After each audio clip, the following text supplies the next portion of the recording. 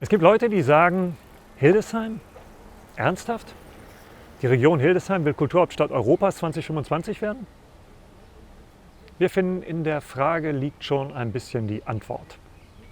Wir haben neulich bei einem Projekt einen Philosophen aus Kaunas hier gehabt und der war in einem Ort, der heißt Sibbese im Landkreis Hildesheim. Nicht ganz einfach auszusprechen für jemanden aus Kaunas.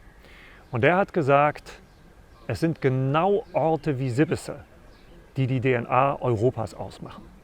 Wenn man sich es genau anguckt, muss man sagen, dass in den letzten Jahrzehnten eigentlich die großen Diskurse immer so aus der Perspektive der Metropolen geführt wurden. Über die ganzen großen Themen, über Migration, Mobilität, Nachhaltigkeit und so weiter und so weiter. Und das aber, was es eigentlich in der Region, in den Provinzen gibt, so wie in einer Provinzstadt Hildesheim und der Region darum herum, also all das, was die Weite ausmacht, die Verbundenheit, diese ganz spezielle Sicht auf die Dinge, die besondere Ästhetik, die es hier gibt, das hat eigentlich überhaupt keine Rolle gespielt.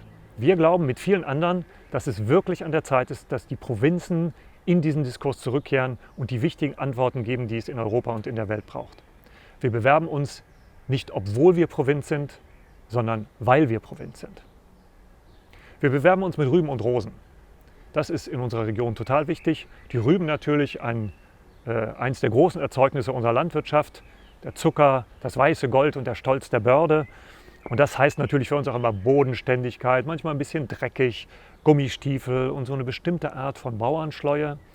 Und natürlich mit der Rose, die heute noch wächst an der Apsis des Domes, die mit dem Gründungsmythos zu tun hat, mit unserer ganzen Geschichte, mit so einer bestimmten Art von Resilienz, Schönheit natürlich auch, und die mit unserem Erbe zu tun hat. Wir machen uns Gedanken über unser Erbe, wo wir herkommen und wo wir hingehen. Und wir fragen uns natürlich auch, was für andere Erbschaften es eigentlich hier bei uns gibt, das über die letzten Jahre in unsere Stadt gekommen ist. Wir fragen uns, was diese Stadt und diese Region und was Europa im Innersten zusammenhält.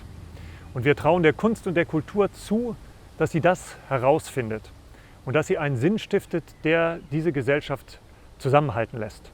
Und wir glauben, dass Kunst und Kultur uns zeigen können, wo die Reise hingehen soll. Sie müssen sich jetzt nicht diese Stadt mit S im Landkreis Hildesheim merken, die so schwer auszusprechen ist.